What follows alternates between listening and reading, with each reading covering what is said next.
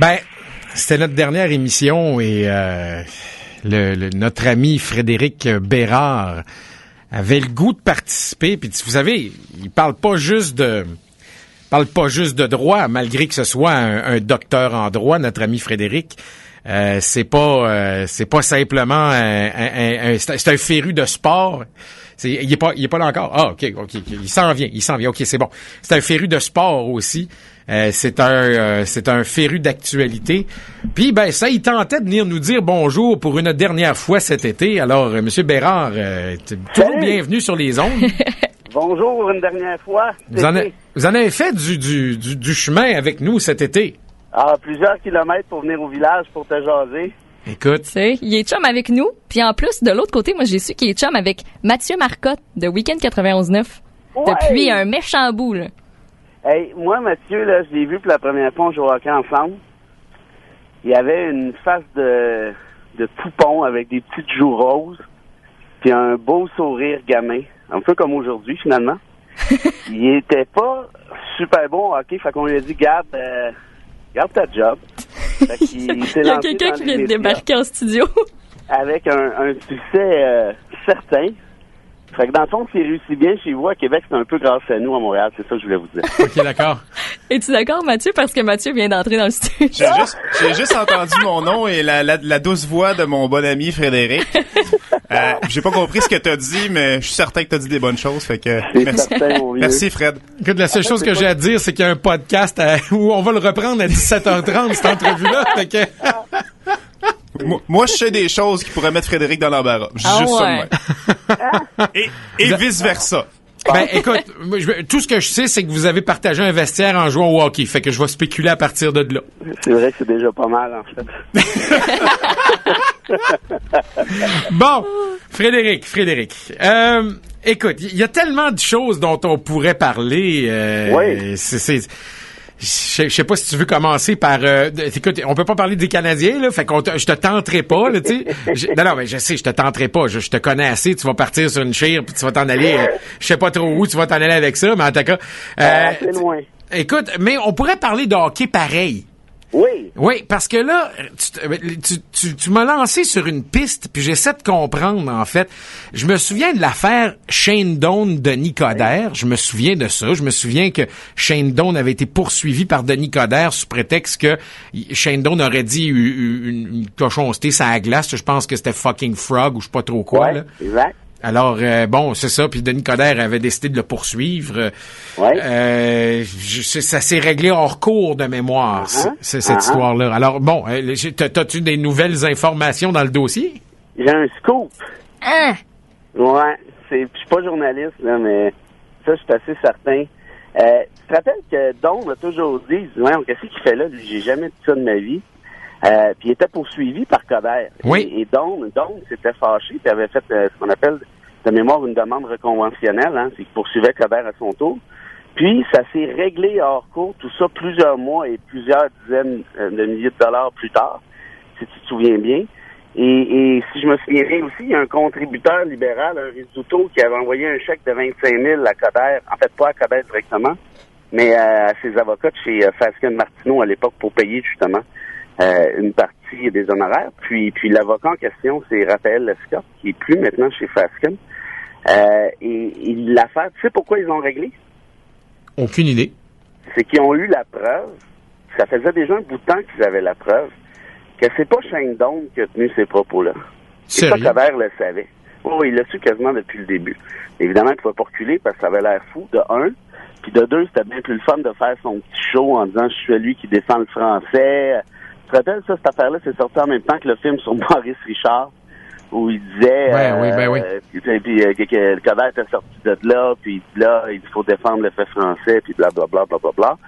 Fait que c'est arrivé exactement en même temps. Tout ça pour dire qu'il savait que c'était pas Shane Doan, et la personne qui a tenu ces propos-là, parce qu'il y a des propos qui ont été tenus, c'est Rick Tocchet, le nouveau coach de Phoenix, qui était assistant coach à l'époque pour Phoenix. Alors, tout ça pour dire que, encore une fois, Martin, il y a de la manipulation parfois de la règle de droit de la part de certains politiciens ou politicailleux pour faire avancer certaines causes, et je trouve ça déplorable. Mais là, ça me jette à terre, là. C'est Rick Tocchet qui aurait dit ça? Ouais. il aurait dit quelque chose, ben ça c'était destiné aux arbitres, hein. Il y avait eu une décision douteuse, puis Tocchet, je pense que l'arbitre, le juge de ligne plutôt, c'était Pierre Astico, si ma mémoire est bonne. Puis Rick Tocchet aurait dit quelque chose comme perds pas ton temps, là, on est au Québec ici, là, c'est une gang de fucking frog ou quelque chose comme ça. Comme quoi qu'il allait nécessairement rendre des décisions en faveur du Canadien et non pas en faveur de l'équipe adverse. C'est le genre de commentaires débiles là, que tu entends parfois sur une glace de hockey. Et tous ceux qui connaissent Shane Doan étaient unanimes à l'effet que, ceux qui étaient là disaient, voyons, c'est pas Doan qui a dit ça, mais évidemment, il ne l'a pas dit, c'est pas Doan, c'est Tocchet, évidemment. Mais il disait, c'est clair que c'est pas Doan pour, parce que c'est pas un gars comme ça, puis deuxièmement, c'est parce qu'il sac pas. Tu sais, c'est un évangéliste, là, Shane Doan, là. Le mot F avec 3 petits points, là, il n'a jamais sorti ça de sa vie, sauf peut-être à maternelle en Alberta, là. Il s'est fait chicaner, puis il n'a plus jamais sorti depuis. Bon. Alors ça pour dire que Coderre a joué là-dessus, puis là, c'est parce que c'était dans les tribunaux, là, tu sais, ça épuise des ressources judiciaires, là, ces folies-là, là. Puis ça, on voit ça quand même assez souvent. Puis là, tout à coup, avant le procès, ou après quelques jours de procès, avant les conclusions, en tout cas, il y a un règlement hors cours. Et ce que j'ai appris, c'est chaque partie paie ses frais. Ça, ce que ça veut dire, là, c'est chaque partie paie ses frais. Ça veut dire, regarde, il n'y en avait pas d'histoire finalement, là. On ferme les livres, puis merci, bonsoir. OK, ben c'est assez big. Enfin bref, moi c'est la première fois que je n'entends parler depuis cette histoire-là. J'avais pas vraiment suivi, faut être franc là. Cette histoire-là pour moi, ça faisait longtemps que c'était mort puis enterré. Mais tant qu'à parler de langue, est-ce qu'on peut pas parler de Statistique Canada? Aïe aïe. Tu sais, il y a personne qui est à l'abri d'une erreur, mais il y a personne qui est à l'abri d'une erreur. Mais l'as-tu dit, on l'a pas dit. C'est parce que ça avait pas de bon sens. Tu regardais la croissance des anglophones dans les régions du Québec. C'est spécial, hein? Non, c'est n'importe quoi, ça. Mais là, on découvre que c'est une erreur informatique. Ça, on n'est jamais à l'abri de ça. OK, ça, c'est normal, ça peut arriver. Mais quand tu es à Statistique Canada, me semble que la marge d'erreur doit être assez mince, là. Ben, de un, puis de deux, ça serait le fun que ça s'appelle Statistique Canada. Puis tu regardes les conclusions de ton enquête, entre guillemets, tu arrives avec une conclusion comme celle-là au Québec, il me semble que, je sais pas, il y a dû avoir quelqu'un qui êtes-vous bien sûr de votre coup. Qui a remis en doute la chose, oui. Ben, tu sais, je sais pas, là, mais tu vas balancer ça au Québec comme ça? Et ça a pas pris un quart de seconde que tout le monde était là-dessus. Bien sûr. Là, c'était la fin du fait français au Québec, puis là, René Lévesque, oublie ça, c'est fini, puis on se met à parler en anglais, sinon en mandarin demain matin, à La Chute puis à Saint-Jérôme, tu sais, pour rentrer. Puis au moins ils ont reconnu l'erreur, mais ça fait combien de temps que ça roule cette affaire-là? Une semaine? 10 jours? Quelque chose comme ça? Oh, pas tant que ça. Là. Les données sont sorties quelque part en fin de la semaine dernière, peut-être. Là, ouais, c'est ça. Ou peut-être dans les journaux en fin de semaine. Là, je me souviens plus exactement, mais même ça faisait une semaine. Là. C'est le genre de truc qu'il faut que tu fasses attention. Puis si je peux, on parle beaucoup du Québec dans ce rapport-là, mais il y a aussi des données hors Québec qui sont importantes.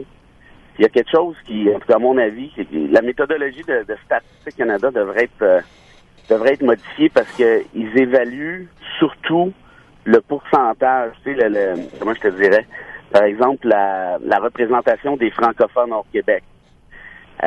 Alors que quand tu regardes dans la loi fédérale, hein, parce que tu sais qu'il y a une loi fédérale sur les langues officielles qui fait en sorte que le fédéral doit établir des bureaux, par exemple, des bureaux de poste ou ainsi de suite, dans toutes les régions du Canada où il y a un nombre suffisant de francophones. Le problème, c'est que cette loi-là se base pas sur les francophones en chiffre absolu, donc en nombre, mais se base sur le pourcentage de francophones. Ce qui veut dire que même si le nombre de francophones augmente, si son pourcentage diminue, mais ce que fait le fédéral dans ce temps-là avec sa langue officielle, avec sa loi sur les langues officielles, ben il ouvre pas de nouveaux bureaux ou il ferme des bureaux. Et ça, c'est un sacré problème en matière d'assimilation. Donc, ça pour dire que et la loi sur les langues officielles devrait être revue et, à mon sens, la méthodologie de Statistique Canada. C'est un peu la preuve qu'on peut faire dire bien des choses à des chiffres. Puis le problème, c'est que politiquement, il y en a plusieurs qui jouent avec ça. C'est le meilleur exemple que j'aime bien donner quand je dis qu'on peut faire dire à peu près n'importe quoi à des chiffres. Tu poses la question à 5 personnes sur 6, il y a 80% des gens, il y a un peu plus que ça, mais enfin, 5 personnes sur 6 qui jouent à la roulette russe vont te dire que c'est un jeu parfaitement sécuritaire. Tu sais. Fait que, tu sais, les statistiques, hein? C'est pas pire, ça. Quand tu y penses. En tout cas, c'est toujours est-il que, tu sais, revenons à la méthodologie. Tu sais, moi, je sais pas si c'est un problème de méthodologie. Là, c'est peut-être beaucoup plus juste un problème lié à l'informatique. Tu sais, si c'est une erreur informatique, c'est peut-être pas la méthodologie elle-même qui est à revoir. Mais certainement, tu as raison sur ce que tu dis quand tu touches à la loi sur les langues officielles, par contre, et à leur façon. Tu sais, évidemment, bon, ces statistiques-là ont une importance capitale justement pour les raisons que tu viens de mentionner. Ben oui. Mais il faudra, je pense, en tout cas, prendre en considération aussi que le fait français, tu sais, c'est pas juste une statistique. Là, tu sais, moi, j'ai des gens, je connais très bien des gens dans le secteur de Clare en Nouvelle-Écosse. Tu sais, ils vivent dans une situation, même s'ils sont peu nombreux, même s'ils sont en déclin, tu sais, les besoins régressent pas eux autres là. Fait que c'est une autre chose à prendre en considération. On n'en parle pas beaucoup ici du français hors Québec. Hein. À Montréal, comme à Québec, on s'imagine que le français, c'est juste ici. Là. Mais on tend à oublier là, qu'il y a presque 1 demi-million de francophones juste en Ontario, là, dans le nord-est de l'Ontario. De le Nouveau-Brunswick, c'est encore... en fait, c'est la seule province qui a 2 langues officielles, by the way. Oui, ouais, je suis content que tu dises ça. C'est rare, ça, les gens qui savent ça. La seule province officiellement bilingue au pays, c'est pas le Québec. Non. C'est le Nouveau-Brunswick. Oui, à 100% par ça. Puis d'ailleurs, écoute, tu regardes ça, Martin, là, la majorité des provinces canadiennes ont, depuis 1982, depuis la Charte canadienne, ont adopté des lois sur les services en français. T'as l'Ontario, t'as l'île du Prince-Édouard, t'as le Nouveau-Brunswick, évidemment, parce qu'ils sont obligés, t'as la Nouvelle-Écosse, t'as le Manitoba depuis octobre dernier, t'as l'Alberta qui est en train d'en adopter une. Bref, t'as une majorité de provinces qui servent maintenant les francophones dans leur langue. Évidemment, on s'entend que c'est pas parfait. Mais ce qui est intéressant de noter aussi, c'est qu'à part le Nouveau-Brunswick, ces provinces-là ont adopté cette loi-là, ces lois-là, en fait, de manière volontaire. Ils sont pas obligés d'un point de vue constitutionnel. Donc, c'est une question de bonne foi, c'est une question politique aussi, évidemment.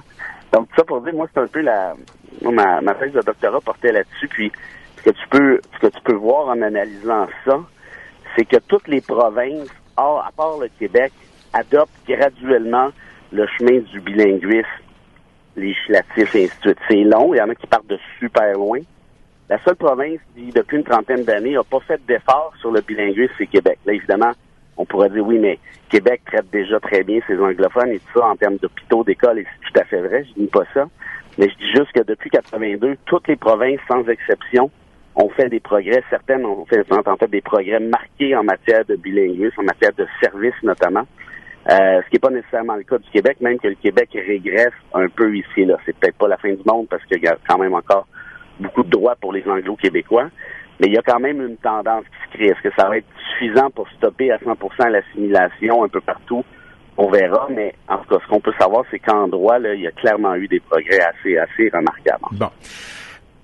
Est-ce qu'on peut parler de M. Gauthier, Rambo Gauthier? Rambo! Grosse une, il est membre de la meute. La question qui m'a frappé quand j'ai lu ça ce matin, c'est est-ce que ça surprend quelqu'un? Répète-moi donc, devenez-vous, s'il te plaît. Non, j'ai dit, quand j'ai lu ça, moi, ce matin, cette nouvelle-là, Rambo Gauthier, membre de la meute, ma première réflexion, c'est, y a-tu vraiment quelqu'un de surpris en apprenant ça, là? J'espère que non. Parce que, tu sais, honnêtement, c'est tout à fait conforme au genre de discours auquel on s'attend de l'individu, là. Ben, c'est clair. OK. Ferais-tu confiance à un politicien, toi, à quelqu'un qui a des aspirations politiques, appelons-le comme ça, qui ferait partie de la meute, toi? La meute, là, c'est un groupe d'extrême droite, hein. On n'aura pas peur des mots, là. C'est clairement comme ça que ça s'appelle. Puis Bernard Gauthier a un discours d'extrême droite depuis le début. Je suis pas sûr qu'il le sait, là, mais c'est clairement ça. Évidemment, si tu lui dis qu'il est raciste, tu peux être sûr qu'il va dire qu'il l'est pas parce qu'il doit avoir un ami noir ou il a mangé un shish taouk ou quelque chose de même.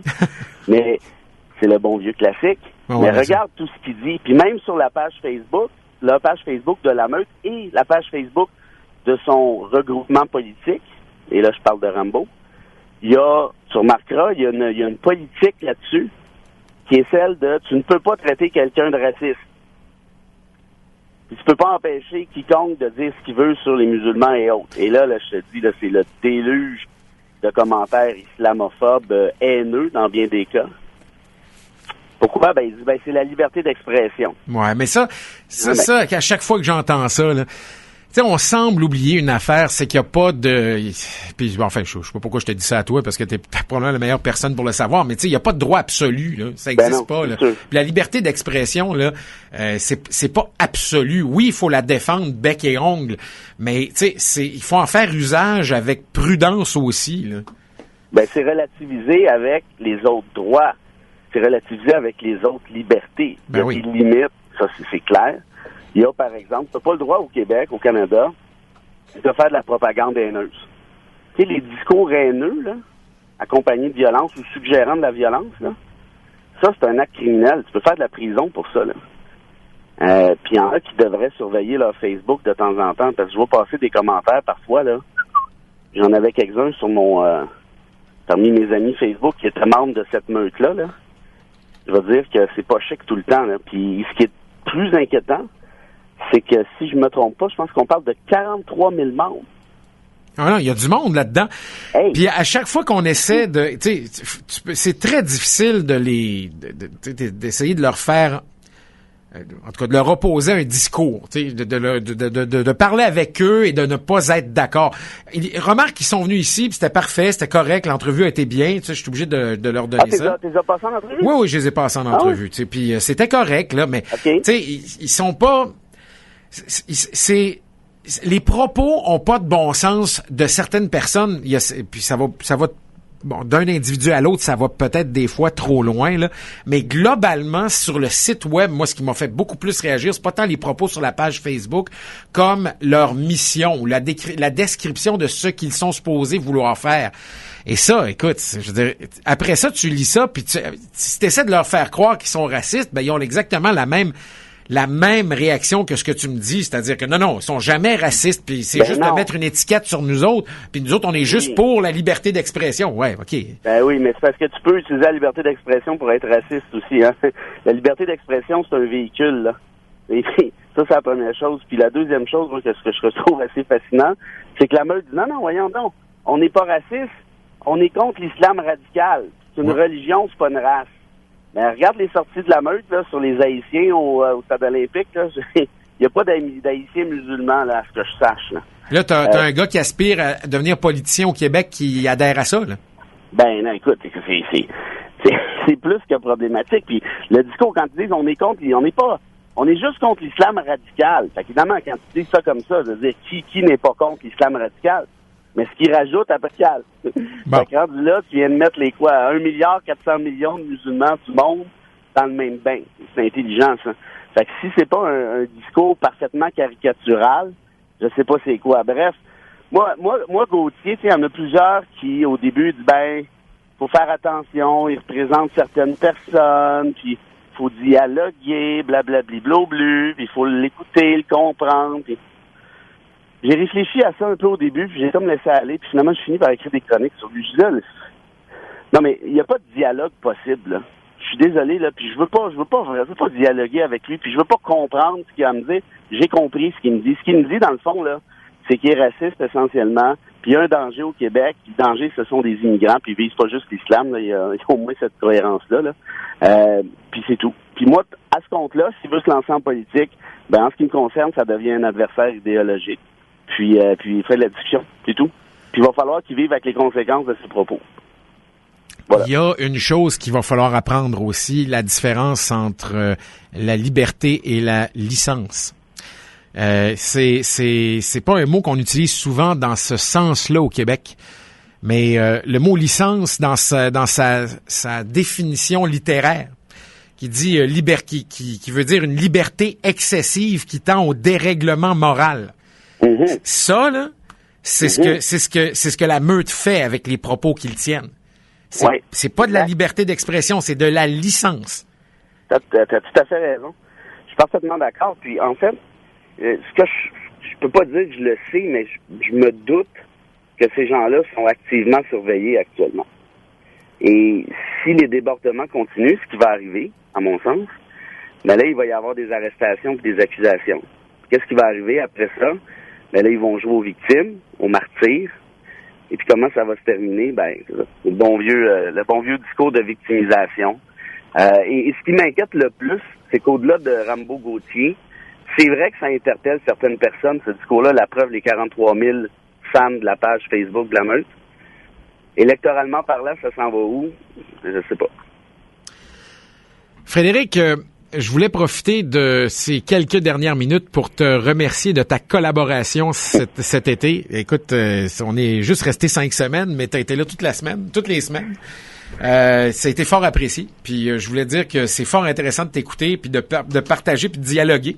Alors, au nom de toute la station, des auditeurs, si je peux prendre quelques instants pour te dire merci. Écoute, ça a été un plaisir de partager le micro avec toi. Ben écoute, pas autant que moi, puis c'est pour ça que je voulais être là aujourd'hui pour vous dire un dernier bonjour à toi et toute l'équipe, puis je voulais aussi niaiser un peu Marcotte, évidemment. T'as réussi, hein? Ça va de soi. C'était ma dernière chance, là, je voyais qu'il était minuit moins une. Puis saluer tous vos auditeurs. Là. Franchement, c'est la première fois que je faisais de la radio à Québec sur une base régulière. Tu sais, moi, je suis né sur le plateau, donc je me tiens dans les limites du gauchisme respectable. Mais on t'a quand même endigué un peu, là.